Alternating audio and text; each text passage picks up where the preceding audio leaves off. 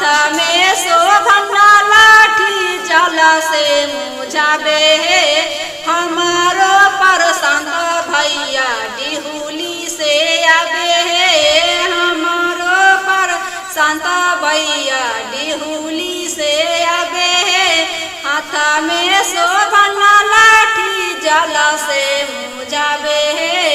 हाथ में शोभना लाठी जल से मुझावे हमारो प्रदीप भैया डिहुली से आवे हमारो प्रदीप भैया डिहुली से आवे हाथ में शोभना लाठी जल से मुझावे हाथ में शोभना लाठी जल से मुझावे।